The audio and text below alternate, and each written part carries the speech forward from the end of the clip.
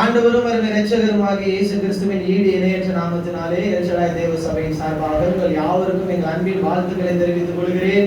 கர்த்தர் நல்லவர், அவர் கிருபை என்றும் உள்ளது. அல்லேலூயா, அல்லேலூயா. தொடர்ந்து தேவனுடைய வார்த்தைக்கு நேராய் நாம் கடந்து செல்லலாம். 1 பேதுருவுக்கு எழுதின பொதுவான நிருபத்தை நாம் எடுத்துக்கொள்ளலாம். புதிய ஏற்பாடு 317வது பக்கம். 1 பேதுருவுக்கு எழுதின நிருபம் 1வது அதிகாரத்துல 15வது வசனத்தையும் 16வது வசனத்தையும் நாம் வாசிக்க கேட்கலாம். உங்களை அழைத்தவர் பரிசுத்தராய் இருக்கிறது போல நீங்களும் உங்கள் நடக்கைகள் எல்லாவற்றிலேயும் பரிசுத்தராய் இருங்கள். நான் பரிசுத்தர், ஆகையால் நீங்களும் பரிசுத்தராய் இருங்கள் என்று எழுதி இருக்கிறதே. அல்லேலூயா. இந்த வார்த்தையை சொல்றவர் யாரு? அப்போஸ்தலனாகிய பேதுரு. ஆண்டவரோடு கூட 3.5 வருடங்கள் ஊழியம் செய்த மிகப்பெரிய ஒரு பரிசுத்தவான் சொல்லுகிற ஒரு வார்த்தை. அவர் என்ன சொல்றாருன்னா, உங்களை அழைத்தவர் பரிசுத்தராய் இருக்கிறது போல. நம்மை அழைத்தவர் யாரு? ஆண்டவராகிய இயேசு கிறிஸ்து. அல்லேலூயா. அவர் எப்படிப்பட்டவர் தெரியுமா? பரிசுத்தம் உள்ளவர். அவர் எப்படிப்பட்டவர்? பரிசுத்தம் உள்ளவர். அவர் சொல்றாரு, உங்களை அழைத்தவர் பரிசுத்தராய் இருக்கிறது போல நீங்களும் பரிசுத்தராய் இருங்கள்னு சொல்லல, நீங்களும் உங்கள் நடக்கை எல்லாவற்றிலேயும் பரிசுத்தராய் இருங்கள். அல்லேலூயா. ஒரு தேவ பிள்ளையினுடைய வாழ்க்கையில நடத்தை ரொம்ப முக்கியம். பிள்ளையினுடைய செய்கை எப்படி தெரியுமா விளங்கும்? அவனுடைய நடத்தையில தெரியும். ஒரு பிள்ளையினுடைய செய்கை எப்படி தெரியும்? அவனுடைய நடத்தையில தெரியும். அதனாலதான் பேதுரு சொல்றாரு, உங்களுடைய நடத்தையில நீங்க என்னவா இருங்க? பரிசுத்தம் உள்ளவர்களாய் இருங்கள் அப்படின்னு சொல்லிட்டு அடுத்த வார்த்தை சொல்றாரு, நான் பரிசுத்தர், ஆகையால் நீங்களும் பரிசுத்தராய் இருங்கள் என்று எழுதி இருக்கிறதே அப்படின்னு சொல்றாரு. அப்ப ஏதோ ஒரு இடத்துல இந்த வார்த்தை எழுதப்பட்டிருக்கிறது. அந்த வார்த்தையை எடுத்து பேதுரு சொல்றார். வாசிங்க, லேவியராகமம் எழுதின புத்தகம் 19வது அதிகாரத்தை திருப்பிக் கொள்ளலாம். லேவியராகமம் 19வது அதிகாரத்துல 2வது வசனத்தை வாசிக்கலாம். நீ இஸ்ரவேல் புத்திரரின் சபை அனைத்தோடும் சொல்ல வேண்டியது என்னவென்றால், நீ இஸ்ரவேல் புத்திரரில் இருக்கிற சபையில் இருக்கிற எல்லா ஜனங்களுக்கும் சொல்ல வேண்டியது என்னவென்றால், உங்கள் தேவனும் கர்த்தருமாகிய நான் பரிசுத்தர், ஆகையால் நீங்களும் பரிசுத்தராய் இருங்கள். அல்லேலூயா. பேதுரு இந்த வசனத்தை எங்க கோட் பண்றாரு? லேவியராகமம் 19வது அதிகாரம் 2வது வசனத்துல இருக்கிற வசனத்தை இங்க கோட் பண்ணி சொல்றாரு, பரிசுத்தராய் இருங்கள் என்று எழுதி இருக்கிறதே. நீங்க வேதாகமத்தை படிக்கிற தேவ பிள்ளைகள்கிட்ட கேட்டீங்கன்னா, லேவியராகமம் புத்தகத்தை குறித்து நீங்க என்ன நினைக்கிறீங்கன்னு கேட்டா, அவங்க நிறைய பேர் சொல்லுவாங்க, இது எனக்கு ஒண்ணுமே புரியலீங்கம்பாங்க. நிறைய பேர் என்ன சொல்லுவாங்க? இந்த லேவியராகமம் புத்தகத்தை என்னால என்ன பண்ண முடியல, படிக்கவே முடியலங்க, எனக்கு ஒண்ணுமே புரியலைங்கன்னு சொல்லுவாங்க. இந்த லேவியராகமம் புத்தகத்தை 2 பிரிவா பிரிக்கலாம். எத்தனை பிரிவா பிரிக்கலாம்? 2 பிரிவா பிரிக்கலாம். மொத்தம் 27 அதிகாரம் இருக்கு. பாருங்க, உங்க பைபிள்ல லேவியராகமம் எத்தனை அதிகாரம் இருக்கு பாருங்க. எத்தனை அதிகாரம் இருக்குது?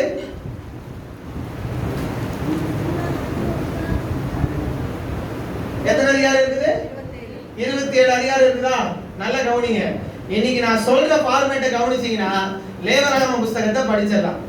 1வது அதிகாரத்திலிருந்து 17வது அதிகாரம் வரைக்கும், 1லிருந்து 17 அதிகாரங்கள் வரைக்கும் ஆசரிப்பு கூடாரத்தை எப்படி எல்லாம் பலி செலுத்தலாம், எப்படி எல்லாம் பலி செலுத்தலாங்கிற காரியத்தை எழுதியிருக்கும். ஒரு தேவ பிள்ளை ஆசரிப்பு கூடாரத்துல போய் எப்படி பலி செலுத்தணும், ஆண்டவருக்கு முன்னாடி எப்படி பலி செலுத்தணும்னு சொல்லி லேவியராகமம் 1வது அதிகாரத்திலிருந்து 17வது அதிகாரம் வரைக்கும் எழுதியிருக்கும். சரியா? அடுத்து 18வது அதிகாரத்திலிருந்து 27வது அதிகாரம் வரைக்கும் என்ன சொல்லுதுன்னா, பலி செலுத்திட்டு வராங்க இல்லையா ஜனங்க, அந்த ஜனங்க எப்படியெல்லாம் பரிசுத்தமா இருக்கணும்னு சொல்லி இந்த லேவியராகமம் புத்தகம் நமக்கு கற்றுக் கொடுக்கிறது. அல்லேலூயா. லேவியராகமம் புத்தகத்தை எத்தனை பிரிவா பிரிக்கலாம்? 2 பிரிவா பிரிக்கலாம். 1லிருந்து 17 அதிகாரம் பலி எப்படி செலுத்தணும்னு சொல்லி கொடுக்கும். 18வது அதிகாரத்திலிருந்து 27வது அதிகாரம் வரைக்கும் ஒரு தேவ பிள்ளை எப்படி பரிசுத்தமா வாழணும், தேவன் எதை எதிர்பார்க்கிறார் அப்படிங்கிற காரியத்தை வலியுறுத்துகிற ஒரு காரியமா இருக்கும். ஆசாரியர்கள் எப்படி பரிசுத்தமா இருக்கணும், ஆராதனை செய்யறவங்க எப்படி பரிசுத்தமா இருக்கணும், தேவ பிள்ளைகள் எப்படி பரிசுத்தமா இருக்கணும், இஸ்ரவேல் ஜனங்க எப்படி பரிசுத்தமா இருக்கணும்ங்கறத கற்றுக் கொடுக்கிறது தான் இந்த லேவியராகமம் புத்தகம். அல்லேலூயா. இப்ப ஆண்டவருடைய முழு விருப்பம் என்ன தெரியுமா? ஆண்டவருடைய முழு விருப்பம் எல்லாரும் ஆராதிக்க வராங்க, எல்லாரும் ஆண்டவருடைய நாமத்தை உயர்த்த வராங்க, ஆண்டவரை மகிமைப்படுத்த வராங்க. ஆனா அவருடைய முழு விருப்பம் என்ன தெரியுமா? அவரை போல எல்லாரும் பரிசுத்தமா இருக்கணும் அப்படின்னு சொல்லி நினைக்கிறாங்க. அல்லேலூயா. நான் சொல்றது எத்தனை பேருக்கு புரியுது? அவரை போல எல்லாரும் எப்படி இருக்கணுமாமா? எப்படி இருக்கணுமாமா? பரிசுத்தமா இருக்கணும் அப்படிங்கிறது யாருடைய விருப்பமா இருக்குது? ஆண்டவருடைய விருப்பமா இருக்குது. வாசிங்க சங்கீதம் 96வது சங்கீதத்தை எடுங்க. சங்கீதம் 96வது சங்கீதத்துல 9வது வசனத்தை வாசிங்க. பரிசுத்த அலங்காரத்துடனே கர்த்தரை தொழுது கொள்ளுங்கள். அல்லேலூயா. எப்படி தொழுது கொள்ளணுமாமா? நீங்க எல்லாரும் நல்ல மேக்கப் போட்டு, நல்ல துணிமணில நல்ல சூப்பரா கட்டி, நல்ல அலங்காரமா வந்திருக்கீங்க. யாரை பார்க்க? ஏசப்பாவை பார்க்க, ஆண்டவரை ஆராதனை செய்ய. ஆனா ஆண்டவர் சொல்றாரு, இந்த அலங்காரத்தோடு நீங்க வந்து கர்த்தரை ஆராதிக்கிறது அவருக்கு பிரியம் இல்ல, பரிசுத்த அலங்காரத்தோடு கர்த்தரை ஆராதிக்கிறது அவருக்கு பிரியம். அல்லேலூயா. நான் சொல்றது புரியுதா? இந்த அலங்காரத்தோடு வந்து நம்ம என்ன பண்ணிட்டு இருக்கிறோம்? ஆண்டவரே நீர் நல்லவர், வல்லவர், வாக்கு மாறாதவர், உயர்ந்தவர், வாழ வைத்தவர். சந்தோஷம்.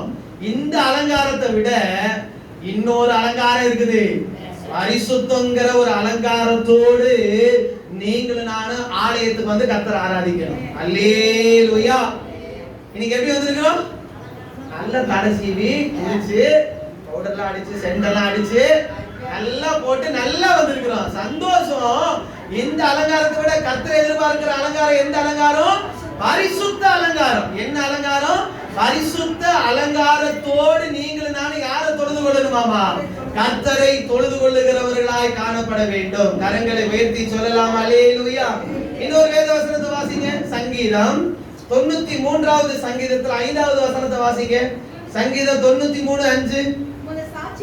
உமது சாட்சிகள் மிகவும் உண்மை உள்ளவைகள் கர்த்தாவே, பரிசுத்தமானது, நித்திய நாளாக உமது ஆலயத்தின் அலங்காரமாய் இருக்கிறது. அல்லேலூயா. ஒரு சபையினுடைய அலங்காரம் எதுல தெரியுமா இருக்கிறது? பரிசுத்தத்துல இருக்குது. அல்லேலூயா. இன்னைக்கு பல திருச்சபைகள் பரிசுத்தத்தை குறித்து பேசுறது கிடையாது, நீதியை குறித்து பிரசங்கம் பண்ணுவது கிடையாது, நியாயத்தை குறித்து பிரசங்கம் பண்ணுவது கிடையாது. நோவா என்கிறதான தேவனுடைய மனிதன் 120 வருடங்கள் நீதியை குறித்து மாத்திரம் பிரசங்கித்தார். அல்லேலூயா. ஆனா 120 வருஷம் பிரசங்கம் பண்ணியும் ஒரு மனுஷன் கூட என்ன பண்ணல? மனம் திரும்பல. அதுக்காக அவர் பிரசங்கத்தை மாத்தல, ஜனங்களுக்காக உபதேசத்தை மாத்தி பிரசங்கம் பண்ணல. அவர் நீதியை குறித்து தெளிவாக பிரசங்கம் பண்ணினார். அல்லேலூயா. பதில் என்ன தெரியுமா? ஒருத்தன் கூட ரட்சிக்கப்படல. எவனெல்லாம் கர்த்தருடைய வார்த்தையை அசட்டை பண்ணானோ அவனெல்லாம் மரித்து போனான். நீதியை குறித்து பிரசங்கித்த நோவா பிழைத்திருந்தார். அல்லேலூயா. இன்னைக்கு கடைசி காலத்துல பரிசுத்தத்தை குறித்து பேசுகிற திருச்சபை குறைந்து விட்டது. ஜனங்களுக்கு தகுந்த மாதிரி பிரசங்கத்தை மாற்றி மாற்றி பேசுகிறார்கள். அப்படி பேசினாதான் காணிக்க வரும், தசமபாக வரும், இப்படி எல்லாம் வரும்னு சொல்லி இன்னைக்கு பல தேவனுடைய ஊழியக்காரர்கள் மாறிட்டாங்க. எந்த ஒரு காரியத்துக்காகவும் வசனத்துல காம்ப்ரமைஸ் பண்ணிடவே கூடாது. அல்லேலூயா. உள்ளதை உள்ளதென்றும் இல்லதை இல்லதென்றும் சொல்லுங்கள். இதைத்தான் ஆண்டவர் நமக்கு கற்றுக் கொடுக்கிறார். இப்ப பைபிள் என்ன சொல்லுது? உமது சாட்சிகள் மிகவும் உண்மையானவைகள். உண்மையானவைகள்னு கூட போடல, என்ன போட்டிருக்கு? மிகவும் உண்மையானவைகள் கர்த்தாவே, பரிசுத்தமானது, நித்திய நாளாக உமது ஆலயத்தின். அப்ப ஆலயத்தினுடைய அலங்காரம் எது? பரிசுத்தம். ஆலயத்தினுடைய அலங்காரம் நிறைய பல்ப போடுறது, ஏசிய மாற்றுறது, பல இன்ஸ்ட்ருமெண்ட் வச்சுக்கிறது, பயங்கரமான புல்பிட்ட வச்சு கோட் சூட் போட்டுட்டு வர்றது ஆலயத்தினுடைய அலங்காரம் அல்ல. ஆலயத்தினுடைய அலங்காரம் எது? பரிசுத்தம். எந்த திருச்சபை பரிசுத்தமா இருக்குதோ அந்த திருச்சபையில எப்பொழுதுமே தேவனுடைய மகிமை இருந்து கொண்டே இருக்கும். ஹல்லேலூயா. தேவன் எதிர்பார்க்கிறது அதுதான். ஒரு ஆலயம்னாவே முதல்ல ஆண்டவர் பார்க்கிறது பரிசுத்தம். எதை பார்க்கிறாரு? எதை பார்க்கிறாரு? பரிசுத்தத்தை பார்க்கிறாரு. வாசிங்க யாத்திராகமம் 25வது அதிகாரத்தை எடுத்துக்கோங்க. யாத்திராகமம் 25வது அதிகாரத்துல 8வது வசனத்தை வாசிங்க. அவர்கள் நடுவிலே நான் வாசம் பண்ண எனக்கு ஒரு பரிசுத்த ஸ்தலத்தை உண்டாக்குவார்களாக. அல்லேலூயா. என்ன சொல்றாரு? ஆண்டவர் ஜனங்கள் மத்தியில வாசம் செய்யணும். இந்த வார்த்தை என்ன சொல்லுது? நான் ஜனங்கள் நடுவுல வாசம் பண்ண எனக்கு ஒரு பரிசுத்த ஸ்தலத்தை உண்டு பண்ணுவாயாக. அல்லேலூயா. அந்த ஸ்தலம் எப்படி இருக்கணுமாமா? பரிசுத்தமா இருந்தாதான் தேவன் என்ன பண்ணுவாராமா? வாசம் பண்ணுவார். இது யாருக்கு சொன்ன வார்த்தை? இஸ்ரவேல் ஜனங்கள் ஆசரிப்பு கூடாரத்தை கட்டுவதற்காக மோசே கிட்ட கர்த்தர் சொன்ன வார்த்தை. நான் அவங்க நடுவுல இருக்கிறதுக்கு எனக்கு ஒரு பெரிய பிரம்மாண்டமான ஒரு ஆலயத்தை கட்டு ஆண்டவர் சொல்லல. பரிசுத்த ஸ்தலத்தை கட்டு. எதை கட்டு? பரிசுத்த ஸ்தலம். பிரம்மாண்டமான ஆலயத்தில் தேவன் இருப்பதில்லை, பரிசுத்தமுள்ள ஸ்தலத்தில் தான் தேவன் இருக்கிறார். அல்லேலூயா. நான் சொல்றது எத்தனை பேருக்கு புரியுது? நம்மளுடைய சபை சின்ன சபையா இருந்தாலும் பரிசுத்தத்துக்கு முக்கியத்துவம் கொடுக்கிறதுனால நான் விசுவாசிக்கிறேன் கர்த்தர் நம் சபையில் இருக்கிறார். அல்லேலூயா. நம்ம சபை பெரிய சபையா இல்லாவிட்டாலும் பரிசுத்தத்துல முதலான சபையா இருக்கிறது. அல்லேலூயா. அப்ப சபையில கர்த்தர் இருக்கிறார். ஆசரிப்பு கூடாரத்தை செய்யும் பொழுது சொல்றாரு, நான் ஜனங்கள் நடுவில் வாசம் பண்ணுவதற்கு ஒரு பரிசுத்த ஸ்தலத்தை உண்டு பண்ணு. அப்ப ஆண்டவர் எது மையப்படுத்துறாரு? பரிசுத்தம். எதை மையப்படுத்துறாரு? நீங்க பல கிறிஸ்தவர்கள்ட்ட என்ன இல்லாம போயிடுச்சு. இது வேதனையான ஒரு விஷயம். இது வேதனையான ஒரு விஷயம். இன்னொரு வசனத்தை வாசிங்க. 1 நாளாகமம் 28வது அதிகாரத்தை திருப்பி கொடுக்கிறேன். 1 நாளாகமம் 28வது அதிகாரத்துல 10வது வசனத்தை வாசிங்க. இப்போதும் எச்சரிக்கையா இரு. நல்லா கவனிங்க. இந்த வார்த்தையை சொல்றவர் யாருன்னா தாவீது சாலமோன்ட்ட சொல்றார். யார்ட்ட சொல்றா? தாவீது சாலமோன்ட்ட சொல்றாரு, மிகவும் எச்சரிக்கையா இரு. பரிசுத்த ஸ்தலமாக ஒரு ஆலயத்தை கட்டுவதற்கு கர்த்தர் உன்னை தெரிந்து கொண்டார். அல்லேலூயா. பிரம்மாண்டமான ஆலயத்தை கட்டிக் கொள்வதற்கு நான் உன்னை தெரிந்து கொள்ளவில்லை. நல்ல மறுபடியும் சொல்றேன். சாலமோனே, பிரம்மாண்டமான ஆலயத்தை கட்டுவதற்காக தேவன் உன்னை தெரிந்து கொள்ளவில்லை, பரிசுத்தமுள்ள ஒரு ஸ்தலத்தை கட்டுவதற்காகத்தான் தேவன் உன்னை தெரிந்து கொண்டார். அல்லேலூயா. ஆண்டவருக்கு தேவை பிரம்மாண்டமான ஆலயம் அல்ல, ஆண்டவருக்கு தேவை பரிசுத்தமுள்ள ஒரு ஸ்தலம். அல்லேலூயா. நான் சொல்றது புரியுது? தாவீது என்ன சொல்றாரு? மறுபடியும் இந்த வசனத்தை வாசிங்க. இப்போதும் எச்சரிக்கையா இரு. இப்பொழுது என்னவாயிரு? எச்சரிக்கையாயிரு. பரிசுத்த ஸ்தலமாக ஒரு ஆலயத்தை கட்டுவதற்கு. எந்த ஆலயத்தை கட்டுவதற்கு? தேவன் வாசம் செய்வதற்கு பரிசுத்த ஸ்தலம் உள்ள ஒரு ஆலயத்தை கட்டுவதற்கு கர்த்தர் உன்னை தெரிந்து கொண்டார். அல்லேலூயா. யாரதான் தெரிந்து கொண்டாராமா? தாவீதுக்கு தான் ரொம்ப ஆசை. எதை கட்டணும்? கர்த்தருக்கு ஒரு பெரிய ஒரு ஆலயத்தை கட்டணும். என்ன ஆண்டவர் ராஜாவாக உயர்த்தி இருக்கிறாரே, நான் கடந்து வந்த பாதையை நினைச்சு பார்க்கிறேனே, ஆடு மேய்ச்சிட்டு இருந்த என்ன ஆண்டவர் என்னவா மாத்திட்டாரு? அரசனா மாத்திட்டாரு. இன்னைக்கு நான் படுத்து தூங்குறதுக்கு நல்ல கட்டில் இருக்குது, நல்ல அரண்மனை இருக்குது, நல்ல எல்லாமே இருக்குது. ஆனா தேவனுடைய உடன்படிக்கை பெட்டி இருக்கிற இடத்துல ஒண்ணுமே இல்லையே. எப்படியாவது நான் தேவனுக்கு ஒரு ஆலயத்தை கட்டணும். யாருக்கு ஆலயத்தை கட்டணும்?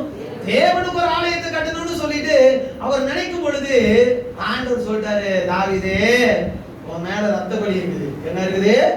ரத்த பலி இருக்கு. அதனால நீ ஆலயத்தை கட்ட மாட்ட, உன் பையனை என்ன பண்ண வைக்கிற? ஆலயத்தை கட்ட. தாவீது நினைச்சிருப்பாரு, அப்பா அந்த பாக்கியத்தை என் பையனுக்காவது கர்த்தர் கொடுத்தாரு. அல்லேலூயா. இப்பதான் தாவீது சொல்றாரு, சாலமோனே, நீ ரொம்ப ஜாக்கிரதையா இருக்கணும். நீ பிரம்மாண்டமா ஆலயம் கட்டுறதுனால கர்த்தர் அந்த இடத்துல வாசம் செய்ய மாட்டாரு. பரிசுத்தமா இருந்தா மட்டும்தான் தேவன் அந்த இடத்துல வாசம் செய்வார். அல்லேலூயா. இன்னைக்கு ஆலயம் கட்டுறவங்க என்ன சொல்லுவாங்க? இன்னைக்கு இப்ப நமக்கு வந்து சொந்தமான ஒரு சபை இல்ல. நம்ம வந்து ஐயாவுடைய வீட்டுல தான் நம்ம ஆராதனை நடத்துறோம். இப்ப நான் ஒரு ஆலயம் கட்டணும்னு வச்சுக்கோங்களேன். இப்ப பாலாஜி பிரதர் இன்ஜினியரா இருக்கிறாங்க. நான் பாலாஜி பிரதர் என்ன சொல்லுவேன்? பாலாஜி பிரதர் நல்ல பீமை பெருசா போடுங்க, நல்ல ஹைட் ஏத்துங்க, நல்ல ஃபுல் ஃபீட் எல்லாம் இப்படி இருக்கணும், அப்படி இருக்கணும், இப்படி இருக்கணும்னு சொல்லி நம்ம சொல்லுவோம். பிரம்மாண்டமா இருக்கணும், பார்க்கிறவங்க எல்லாம் என்ன பண்ணணும், ஆச்சரியப்படுகிற அளவுக்கு இருக்கணும்னு சொல்லி நம்ம சொல்லுவோம். ஆனா தேவன் எதிர்பார்க்கிறது பிரம்மாண்டமான ஆலயம் அல்ல, பரிசுத்த ஆலயம். அல்லேலூயா, அல்லேலூயா. இப்ப நீங்க இன்னொரு வசனத்தை கூட நீங்க வாசிங்களே. 1 கொரிந்தியருக்கு எழுதின நிருபம் 3வது அதிகாரம் 16வது வசனம் 17வது வசனத்தை வாசிங்க. நீங்கள் தேவனுடைய ஆலயமாய் இருக்கிறீர்கள் என்றும் தேவனுடைய ஆவி உங்களில் வாசமாய் இருக்கிறார் என்றும் அறியாதிருக்கிறீர்களா? ஒருவன் தேவனுடைய ஆலயத்தை கெடுத்தால் அவனை தேவன் கெடுப்பார். தேவனுடைய ஆலயம் பரிசுத்தமாய் இருக்கிறது. அல்லேலூயா. பவுல் என்ன சொல்றாரு? தேவனுடைய ஆலயம் எப்படி இருக்குதாமா சொல்லிட்டு அடுத்த வார்த்தை என்ன சொல்றாரு? நீங்களும் நானும் தான் அந்த ஆலயம். அல்லேலூயா. இந்த ஆலயம் எப்படி இருக்கணுமாமா? ஏங்க பாஸ்டர் கம்முனு போங்க, இத நம்மள கிழிச்சு பார்த்தாதான் தெரியும் பரிசுத்தம் இருக்குதா அசுத்தம் இருக்குதான்னு. நல்ல விளங்கிக்கோங்க.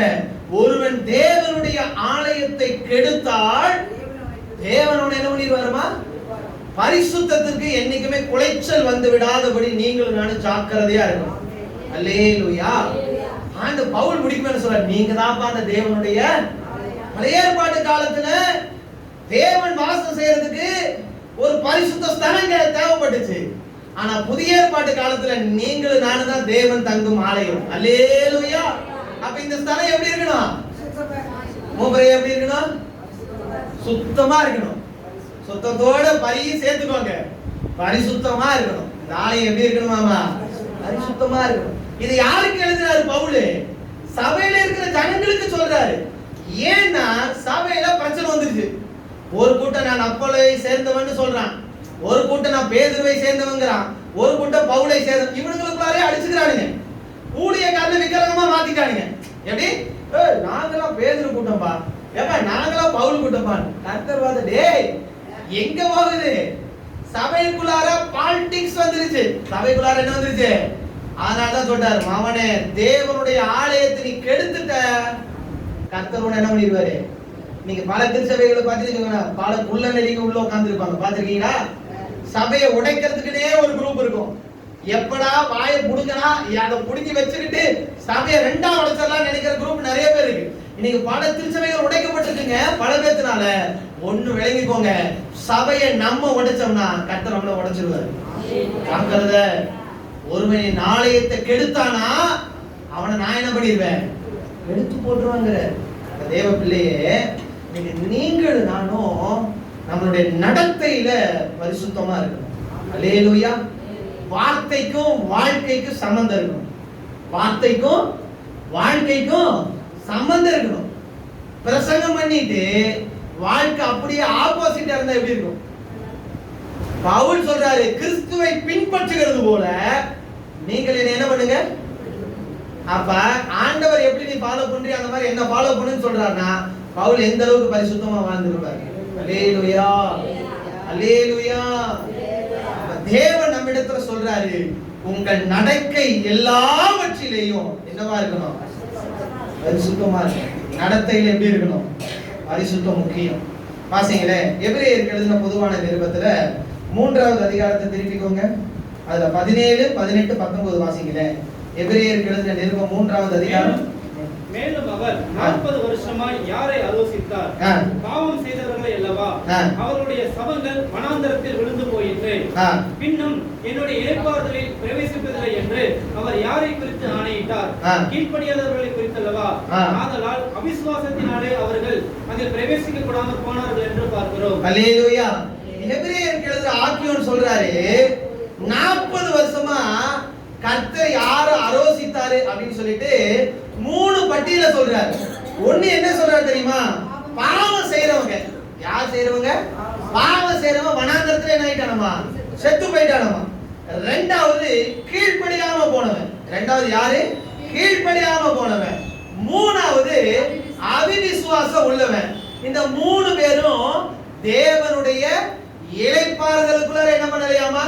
பிரவேசிக்கலையாமா. இவங்க கானானுக்குள்ளாரையே போகலையாமா. எங்க போகலையாமா? எங்க போலையாமா? கானானுக்குள்ளாரையே போகலையாமா. அதுதான் பைபிள் தெளிவாக நமக்கு கற்றுக் கொடுக்கிறது. இவங்க எல்லாம் யாரு? ரட்சிக்கப்பட்ட ஜனம், மீட்கப்பட்ட ஜனம். இவங்க எல்லாம் யாருப்பா? ரட்சிக்கப்பட்டு மீட்கப்பட்டவங்க. எகிப்துல எத்தனை வருஷம் அடிமையா இருந்தாங்க? 430 வருஷம் அடிமையா இருந்து கர்த்தர் கிருபையினால அன்பின் நிமித்தமாக அவங்களை வெளியில கொண்டு வந்தார். மீட்டெடுக்கப்பட்ட ஜனங்கள் எங்க போலையாமா? இளைப்பாறுதல் இடத்துக்கு கூட போகல. கானான் தேசத்துக்குள்ளாக கூட அவங்களால என்ன பண்ண முடியல, போக முடியல அப்படின்னு பைபிள் சொல்லுகிறது. காரணம் என்னன்னா பாவம். என்னது? பாவம், கீழ்ப்படியாமை, அவிசுவாசம். இன்னொரு வசனத்தை வாசிக்கிறீங்களா? 1 கொரிந்தியருக்கு எழுதின நிருபம் 10வது அதிகாரத்துல 5வது வசனத்திலிருந்து 12வது வசனம் வரை வாசிங்க. அப்படி இருந்தும் அவர்களில் அதிகமான பேர்களிடத்தில் தேவன் பிரியமாய் இருந்ததில்லை. கவனிங்க கவனிங்க கவனிங்க. அப்படி இருந்தும் அதிகமான ஜனத்திடத்தில் ஆண்டவர் என்னவா இல்லையாமா? இவங்க என்ன நினைச்சிட்டாங்க? கர்த்தர் என் மேல் பிரியமாய் இருக்கிறார், கர்த்தர் என்னை நேசிக்கிறான்னு இவன் நினைச்சுக்கிட்டான். ஆனா பைபிள் என்ன சொல்லுது? ஆண்டவர் நிறைய இஸ்ரவேல் ஜனங்களிடத்தில் என்னவா இல்லையாமா? பிரியமா இல்லையாமா? ஆதலால் வனாந்தரத்திலே அவர்கள் அழிக்கப்பட்டார்கள். எங்க அழிக்கப்பட்டாங்களாமா? வனாந்தரத்திலேயே அழிக்கப்பட்டாங்க. இவங்க எந்த நோக்கத்துக்காக வெளியே புறப்பட்டு வந்தவங்க? கானான் தேசத்துக்கு போகணும் அப்படின்னு புறப்பட்டு வந்தவங்க. ஆனா அது எங்க செத்து போயிட்டாங்க? வனாந்தரத்திலேயே செத்து போயிட்டாங்க. வாசிங்களே. அவர்கள் இச்சித்தது போல நாமும் பொல்லாங்கானவைகளை இச்சையாதபடிக்கு இவைகள் நமக்கு திருஷ்டாந்தங்களாய் இருக்கிறது. என்ன சொல்றாரு?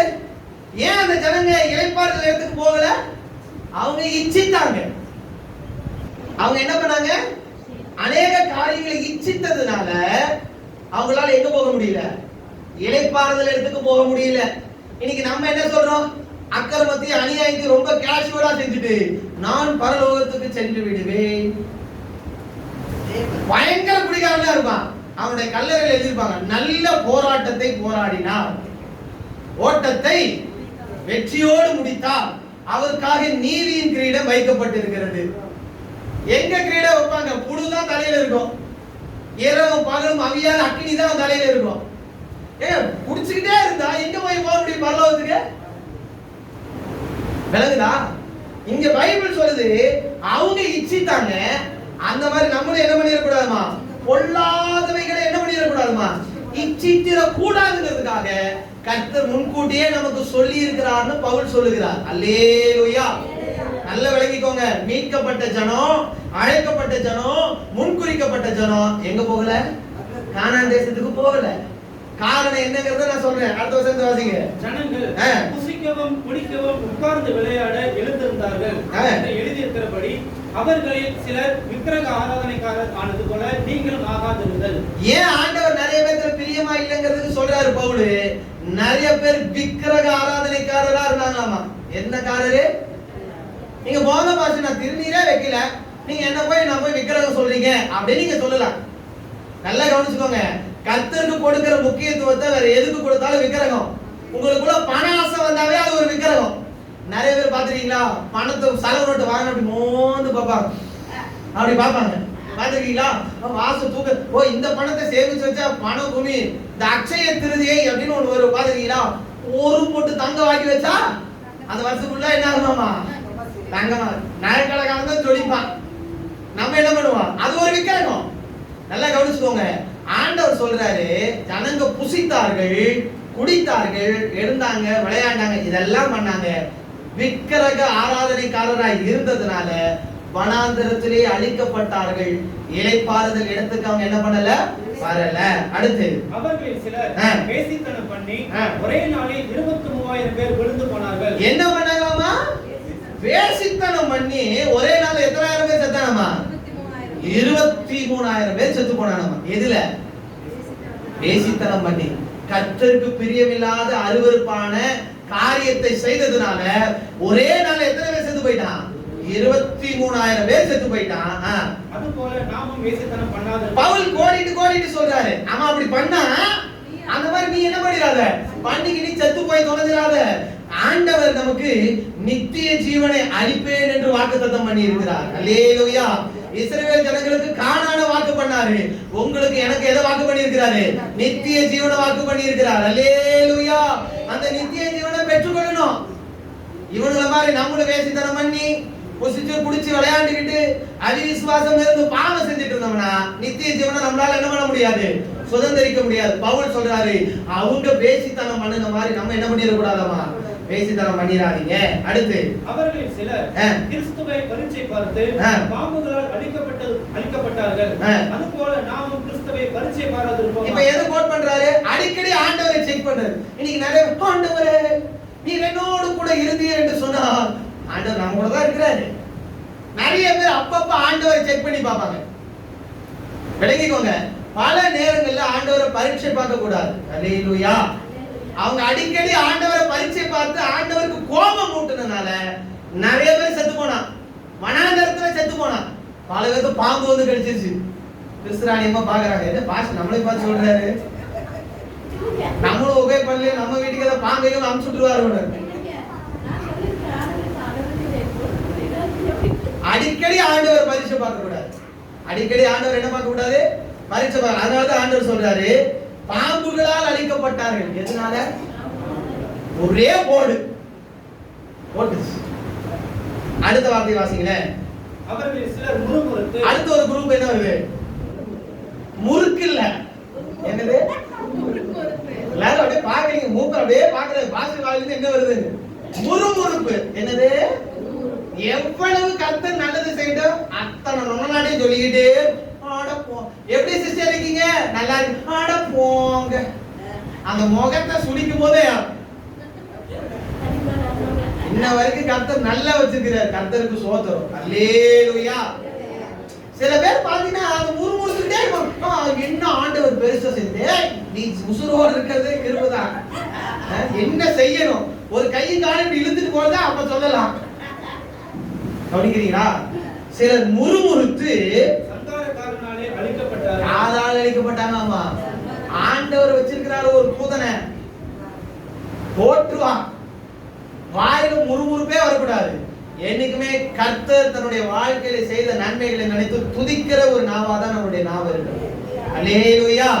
நான் பாடும்போது என் உதடு எம்பீரித்து மகிழும், நீர் மீட்டு கொண்ட என் ஆன்மா அக்களித்து அகமகிழும்.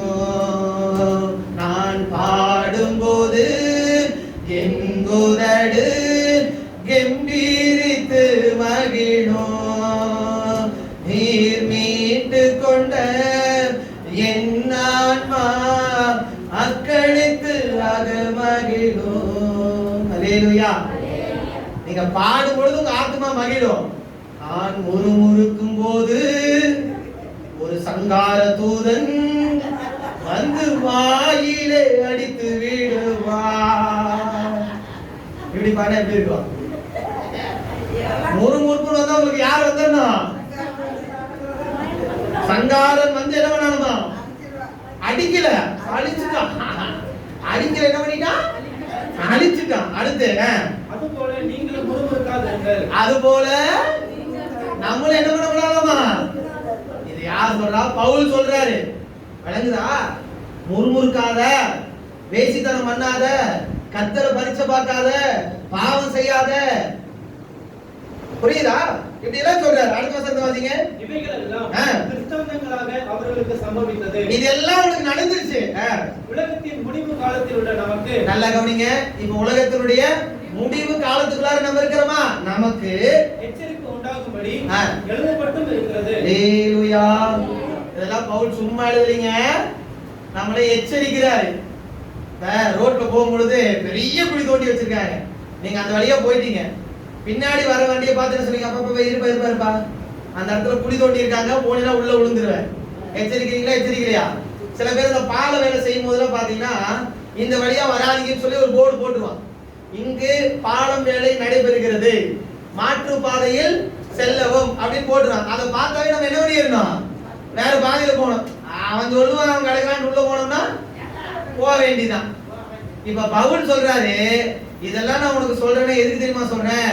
உலகத்தினுடைய கடைசி காலகட்டத்துல வந்திருக்கிற நீ முறுமுறுத்துக்கிட்டு வேசித்தனம் பண்ணிக்கிட்டு எப்படி கர்த்தரை பரிச்சை பார்த்துக்கிட்டு பாவம் செஞ்சுக்கிட்டு கீழ்ப்படியாம அவிசுவாசமா இருந்தீனா அவனே இதுதான் உனக்கு நடக்கும் அப்படிங்கறத சொல்லிட்டு அடுத்த வார்த்தை சொல்றாரு, இப்படி இருக்க அல்லேலூயா. நான் நிக்கிறேன்பா, கீழே விழுக மாட்டேன்னு சொல்லிட்டு இருக்காதப்பா. இன்னைக்கா இருந்தாலும் கீழே விடக்கூடிய ஒரு சூழல் வரும், எச்சரிக்கையா இரு. அல்லேலூயா. கானான் தேசத்துல ஜனங்க பாவம் செஞ்சாங்க, தேசமே தீட்டுப்பட்டுச்சு. சரியா? அதனால பாவம் செய்த அத்தனை பேத்தையுமே கர்த்தர் இளைப்பாறுதலுக்குள்ள பிரவேசிக்க அனுமதிக்கல. ரெண்டே பேத்தை தான் அனுமதிச்சார். யாரு? யோசுவாவும் காலேபும். மித்தவங்கன்னா செத்துட்டாங்க. காரணம் என்ன? தீட்டுப்பட்டுட்டாங்க. தேசம் தீட்டுப்பட ஆரம்பிச்சிருச்சு. கர்த்தர் எத்தனையோ தடவை ஜனங்களை எச்சரித்தோம், ஜனங்க கீழ்ப்படியல, பேசித்தனம் பண்ணினாங்க, பரீட்சை பார்த்தாங்க, அவிசுவாசமா இருந்தாங்க, பாவம் செஞ்சாங்க. கானான் தேசத்துக்குள்ள அவங்களால என்ன பண்ண முடியல? பிரவேசிக்க முடியல. சாதாரண கானான் தேசத்துக்குள்ளே அவர்களால பிரவேசிக்க முடியலனா பரலோகத்துல நம்ம போயிடுவோமா? அன்பான தேவ பிள்ளையே, தேவ சத்தத்துக்கு நம்ம செவி கொடுக்கணும். அல்லேலூயா, அல்லேலூயா. இன்னைக்கு நரகத்துல ஆத்துமகள் நிரம்பி வளைஞ்சிட்டாங்கன்னு வச்சுக்கோங்க, பரலோகத்துல யாருமே இல்லங்கிறதுக்காக நரகத்துல இருக்கிறவனை தூக்கி கர்த்தர் பரலோகத்துக்கு கொண்டு வந்துருவாருன்னு நினைச்சிடாதீங்க. பரலோகம் பரிசுத்தவான்களுக்காக உருவாக்கப்பட்ட ஒரு இடம். அல்லேலூயா. நரகம் பாவிகளுக்காக உருவாக்கப்பட்ட ஒரு இடம். மனுஷனுக்காக கர்த்தர் நரகத்தை உண்டாக்கலைங்க. ஆரம்பத்துல விழுந்து போன தூதர்களுக்காக தான் கர்த்தர் வச்சாரு. இந்த தூதன் பார்த்தான், மாப்பிள்ள நம்ம மட்டுமா போகணும், ஒரு கூட்டத்தை சேர்த்துறா, நம்ம எல்லாரும் சேர்ந்து நரகத்துல போய்வோம்ட்டு ஒரு கூட்டத்தை சேர்த்துட்டான். நல்ல விளங்கிக்கணும். சரியா? நரகம் நிரம்பிருச்சு, பரலோகம் காலியா இருக்கு என்பதற்காக பரிசுத்தமே இல்லாதவர்களை கர்த்தர் ஒரு நாளும் பரலோக ராஜ்யத்துக்கு கொண்டு வர மாட்டார். அல்லேலூயா, அல்லேலூயா. வாசிங்க வெளிப்படுத்தின விசேஷத்தினுடைய புத்தகம் 21வது அதிகாரம் 27வது வசனத்தை வாசிங்க. தீட்டுள்ளதும் அருவருப்பையும் பொய்யையும் நடப்பிக்கிறதுமாகிய ஒன்றும் அதில் பிரவேசிப்பதில்லை. அல்லேலூயா. ஆட்டுக்குட்டியானவருடைய ஜீவ புத்தகத்தில் எழுதப்பட்டவங்க தான் என்ன பண்ணுவாங்க? தீட்டுப்பட்டவன், பொய் பேசுறவன், அக்கிரமம் செய்யறவன், அநியாயம் செய்யறவன், கொலைகாரன் ஒருத்தன் கூட எங்க வர முடியாது பரலோக ராஜ்யத்துக்கு. ஆனா இவனா எங்க போலாம்? நரகத்துக்கு ஈஸியா போயிடலாம். பரலோகத்துக்கு போகிற வாசல் இடுக்கமானது, நெருக்கமானது. ஆனா நரகத்துக்கு போகிற வாசல் விசாலமா இருக்குதாமா. எப்படி இருக்குதாமா? நம்ம எப்பவுமே விசாலமான இடத்துக்கு தான் போனோம்னா உள்ள போய் உட்கார வேண்டியதான். இரவும் பகலும் அவியாத அக்கினி எரிஞ்சுக்கிட்டே இருக்கும். நீ புரிஞ்சுக்கோங்க, நம்மளுடைய நடத்தையில பரிசுத்தம் ரொம்ப முக்கியம். அல்லேலூயா. வார்த்தையில பரிசுத்தம் இல்ல, எதுல பரிசுத்தம்? நடக்கை எல்லாவற்றிலேயும் என்னவாயிருங்க? பரிசுத்தமாயிருங்க.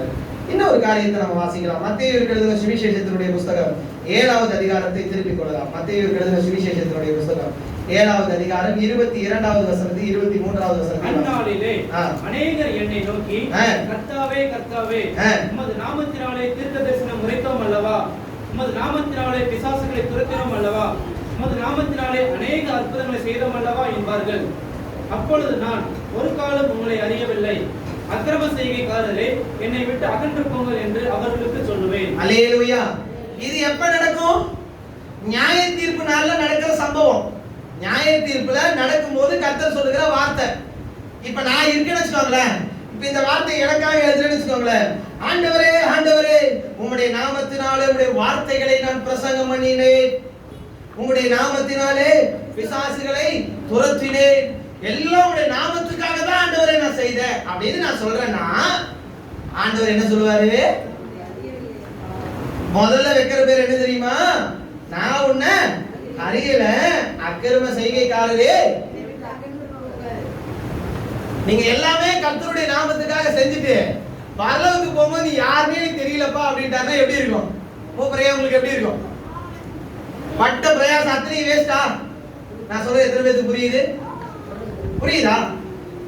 ஆண்டவரே உங்க நாம மகிமைக்காக தான் ஆண்டவரே, ஆண்டவரே உங்களுக்காக தான் ஆண்டவரே, எல்லாமே உங்களுக்காக தான் ஆண்டவரே கஷ்டப்பட்டு செஞ்சு போட்டு அங்க போய் நியாயத்தீர்ப்புல போய் நிக்கிற. வாப்பா வாப்பா வாப்பா வாப்பா, ஆண்டவரே எனக்கு தெரியுதா, உன்னை தெரியாம இருக்குமாப்பா? எப்படி உன்னை தெரியாம இருக்குமா? தெரியுமா? சொல்லுங்க பார்க்கலாம். நீ யாருன்னு எனக்கு தெரியாது, போடாடி, நீ அக்கிரமக்காரன், போடா அந்த சைடு அப்படின்னா உங்க உள்ள வேதனை படுமா படாதா? சந்தோஷப்படுவீங்களா? அந்த வார்த்தை எவ்வளவு பெரிய ஒரு காயத்தை ஏற்படுத்தும். ஒன்னில்லைங்க, பேதுருட்ட ஆண்டவர் என்ன கேட்டாரு? என்னிடத்தில் அன்பாய் இருக்கிறாயா? ஃபர்ஸ்ட் தடவை கேட்டாரு, தலைவர் சொல்லிட்டாரு. ரெண்டாவது தடவை கேட்டாரு, சொல்லிட்டாரு. மூணாவது தடவை சொல்லும்போது பேதுரு என்ன நினைச்சாரு? உங்களுக்கு தெரியாதா என்ன போட்டு இப்படியா வந்து எடுப்பீங்க? நடக்குதா? நல்லா கவனிச்சுக்கோங்க. இந்த வார்த்தை ரொம்ப கஷ்டமான வார்த்தைங்க. ஆண்டவருக்காக நம்ம இத்தனை பூமியில இவ்வளவு பிரயாசப்பட்டுட்டு நியாய தீர்ப்புனால போய் நின்னோடனே நீ யாருன்னே எனக்கு தெரியாதுன்னு சொல்லிட்டாருன்னு வச்சுக்கோங்களேன், இதை விட மோசமான ஒரு சம்பவம் வாழ்க்கையில் எதுவுமே இருக்காது. நான் சொல்ற எத்தனை பேருக்கு புரியுது? எல்லாமே நான் ஆண்டவருக்காக தானே செஞ்சேன், ஆண்டவருக்காக தான் செஞ்சேன். அவர் சொல்லணும்பா, என்ன யாருமே தெரியாதுன்னு சொல்லிட்டாரு. என்ன பார்த்து அக்கிரமம் செய்யக்காரரே என்னை விட்டு போன்னு சொல்லிட்டாருன்னா போச்சா? நான் இருந்த உபவாசம் அத்தனையும் போச்சா? நான் ஓடுற ஓட்டம் அத்தனையும் போச்சா? நான் கர்த்தருக்காக செய்த ஊழியம் போச்சா? கர்த்தருக்காக பட்ட அத்தனை பிரயாசமும் போச்சா? போச்சா போகலையா? அவர் வாயிலிருந்து நீ யாருன்னே எனக்கு தெரியாதுங்கிற வார்த்தை வரக்கூடாது. வா வா வா வா, உண்மை முத்துமனாய் இருக்கிற ஊழியக்காரனேன்னு சொல்லணும். அல்லேலூயா. இதுதான் ஒரு வாயிலிருந்து வரணும். நீங்க யோசிச்சு பாருங்களேன். நீங்க யாத்திராகமம் புத்தகத்தை எடுங்க, 31வது அதிகாரத்தை எடுத்தீங்கன்னா, தேவனுடைய ஆசரிப்பு கூடாரத்தை கட்டுவதற்கு கர்த்தர் ஒரு சில நபர்களை தெரிந்து கொண்டிருப்பார். கர்த்தர் ஒரு சில நபர்களை தெரிஞ்சிருப்பார். யார் யாரு? பெசலெயேல் அப்படின்னு ஒருத்தர் இருக்கிறாரா? வாசிங்க 2வது வசனத்துல இருந்து. நான் யூதாவின் கோத்திரத்தில் ஊருடைய மகனான ஊரியின் குமாரன் பெசலெயேல் அப்படின்னு ஒருத்தர் இருக்கிறார். பெசலெயேல் ஒருத்தர் இருப்பாரு. அடுத்து அகோலியாப் அப்படிங்கிற ஒருத்தர் இருப்பாரு. சரியா? இவங்கெல்லாம் ஆண்டவர் விசேஷித்த ஞானத்தை கொடுத்து ஆசரிப்பு கூடாரத்தை செய்ய முன்வந்தவர்கள். இவங்களுக்குள்ள என்ன இருந்துச்சு? தேவனுடைய ஞானம் இருந்துச்சு. ஆனா எனக்கு என்ன ஒரு பெரிய கேள்வினா, தேவனுடைய ஆசரிப்பு கூடாரத்தை இவ்வளவு பிரம்மாண்டமாக கட்டின இவர்கள் கூட கானான் தேசத்திற்குள் வரவில்லை. நான் சொல்றது புரியுதா? பெசலெயேல் தேவ ஞானத்தினால நிரப்பப்பட்டவன், அகோலியா தேவ ஞானத்தினால நிரப்பப்பட்டு ஆசரிப்பு கூடாரத்தை செய்த இவர்கள் கூட எங்க வரல? எங்க வரல? ஆனா இவங்களுக்குள்ள என்ன இருந்துச்சு? அப்ப ஏதோ ஒரு காரியம் செய்திருப்பாங்க. ஏதோ ஒரு காரியத்துல கர்த்தருடைய கோபம் இவர்கள் மேல வந்திருக்கும். இவங்க கூட எங்க போக முடியல? வேதனையா? நான் சொல்றது எத்தனை பேருக்கு புரியுது? பாடலாங்க, பிரசங்கம் பண்ணலாம், ஊழியம் செய்யலாம், எல்லாமே பண்ணலாம். ஆனா என்ன முக்கியம்? நடத்தையில. நியாய தீர்ப்பு நாள் ஆண்டவர் போய் பார்த்துட்டு உன்னை ஒரு காலம் அறியே அப்படின்னு என்ன அர்த்தம்? உன்னை யாருமே எனக்கு சுத்தமா தெரியாதுன்னு சொல்லிட்டாரு. பெசலெயேல், அகோலியா ஆசரிப்பு கூடாரத்தை தேவ ஞானத்தினால் காட்டுவாங்க. இவங்க கூட எங்க போக முடியல? இடத்துக்கு போக முடியல. நாதாப், அபியூ, இவங்க யார் தெரியுமா? ஆரோனுடைய பிள்ளைகள். ஆரோனை போல ஊழியத்திற்கு அழைக்கப்பட்டாலே ஒழிய கனமான ஊழியத்தை யாராலையும் செய்ய முடியாது. அப்படிப்பட்ட அபிஷேகம் பண்ணப்பட்ட தேவ மனிதர்களுடைய 2 பிள்ளைகள் தேவனுக்கு பிரியமில்லாத அந்நிய அக்கினியை கொண்டு வந்ததுனால மாண்டு போன சர்ச்சுக்குள்ளாரே செத்துட்டான். எங்க செத்து போயிட்டான்? வாசிங்க லேவியராகமம் 10வது அதிகாரம் 1வது வசனத்தை வாசிங்க. லேவியராகமம் 10வது அதிகாரம் 1வது வசனத்தை வாசிங்க. பின்பு ஆரோனின் குமாரராகிய நாதாபும் அபியூவும் தன் தூபகலசத்தை எடுத்து அவைகளில் அக்கினியையும் அதின்மேல் தூபவர்க்கத்தையும் போட்டு கர்த்தர் தங்களுக்கு கட்டளையிடாத, அண்டர்லைன், கர்த்தர் தங்களுக்கு கட்டளையிடாத அந்நிய அக்கினியை அவருடைய சந்நிதியில் கொண்டு வந்தார்கள். நல்லா கவனிக்கிறீங்களா? ஆசாரியன் கர்த்தர் சொல்லாததை செய்யறான், மீறி செய்யறான். கர்த்தருடைய சன்னிதானத்துல கர்த்தர் கட்டளையிடாத சில காரியங்களை கொண்டு போயிட்டு தூபவர்க்க செலுத்துறான். எல்லாமே பண்றான். ஆனா பைபிள்ல சொல்லுது கர்த்தர் தங்களுக்கு கட்டளையிடாத அந்நிய அக்கினி. என்ன அக்கினி? ஊழியக்காரன், தேவனுக்கு தூபம் காட்டுறவன் அந்நிய அக்கினியை கொண்டு போறான். அடுத்த வசனம். அப்பொழுது அக்கினி கர்த்தருடைய சந்நிதியிலிருந்து புறப்பட்டு அவர்களை பட்சித்தது. அவர்கள் கர்த்தருடைய சந்நிதியில் செத்தார்கள். என்ன பண்ணுனார்களாமா? செத்து போயிட்டாராமா. யாரு? ஊழியக்காரன். ஊழியக்காரன் கர்த்தர் கட்டளையிடாத அந்நிய அக்கினியை கொண்டு வந்ததுனால பரிதாபமாய் செத்து போனார்கள். எதுக்குள்ளார? ஆசரிப்பு கூடாரத்திலேயே. நீங்க ஆசரிப்பு கூடாரத்துல என்ன பண்ணுவாங்க தெரியுங்களா? ஆசாரியர்களுக்கெல்லாம் அந்த இடத்துல கொண்டு போகும்போது தூப வர்க்க செலுத்தும் பொழுது ஒரு கயிறு மாதிரி கட்டி பெல்ல கட்டி விட்டுருவாங்க. அது நீளமா இருக்கும். இவங்க நடந்து போகும் பொழுது டின் டின் டின் அடிச்சதுன்னா வெளியில இருக்கவங்க என்ன நினைச்சுக்குவாங்க? ஆசாரியர் உயிரோடு கூட இருக்கிறாருன்னு நினைச்சுக்குவாங்க. டின் டின் டின் அடிக்கிற சத்தம் கேட்கல என்ன அர்த்தம்? அதுக்காக தைரியமா உள்ள போயில தூக்கிட்டு வந்துட மாட்டாங்க. அந்த கைத்தை பிடிச்சுதான் என்ன பண்ணுவாங்க? எவ்வளவு பரிதாபமா! ஒப்னி பினகாஸ் ஏலியினுடைய 2 பிள்ளைகள் கர்த்தருடைய ஊழியக்காரர்கள் இருந்த 2 பேரும் பேலியாளின் மக்களா இருந்தார்கள். யாரா இருந்தார்கள்? நடத்த சரியில்லை. என்ன சரியில்லை? கர்த்தர் அடிச்சாரு. வாலிப வயசுல என்ன பண்ணிட்டாங்க? அவங்க அப்பா சொல்றாரு, நான் கேள்விப்படுறது நியாயம் அல்ல. தேவ வார்த்தை யார் மூலமா வேணாலும் கடந்து வரும். அல்லேலூயா. ஒப்னியிட்டையும் பினகாசுகிட்டையும் தேவன் நேரடியா பேசல. யார் மூலமா பேசினாரு? அவங்க அப்பா மூலமா பேசினாரு. கேட்கலையே, செத்து போனாங்க. தேவ பிள்ளையே, இவங்க எல்லாம் யோசிச்சு பாருங்க. ஆசாரியர்களா இருந்தவங்க, ஆசரிப்பு கூடாரத்தை தேவ ஞானத்தினால கட்டவங்க, இவங்க எல்லாம் எங்க போக முடியலையாமா? கானான் என்கிற பாலும் தேடு ஓடுகிற தேசத்துக்கு போக முடியலைன்னா பரலோகத்துக்கு நம்ம போயிடுவோமா? நடக்கையில பரிசுத்தமா இருக்கணும். அதனாலதான் பேதுரு சொன்னார், உங்கள் நடக்கை எல்லாவற்றிலேயும் பரிசுத்தராய் இருங்கள். அல்லேலூயா. நீங்க ஆண்டவருக்கு ஒரு தீர்மானம் எடுப்போமா? ஆண்டவரே, என்னுடைய நடத்தை எல்லாவற்றிலேயும் நான் என்னவா இருக்கணும்? பரிசுத்தமா இருந்து எங்க வரணும்? பரலோகத்துக்கு வரணும். நியாய தீர்ப்புல வந்து நின்னுட்டு அக்கிரம செய்கைக்காரரே என்னை விட்டு அகன்று போங்கள், நான் உங்களை அறியேன்னு மட்டும் ஆண்டவர் என்ன பண்ணிடக்கூடாது. பட்ட பிரயாசங்கள் அத்தனை வேஸ்டாகும். கர்த்தர் தாமே இந்த வசனத்தை ஆசீர்வதிப்பாராக. ஆமென்.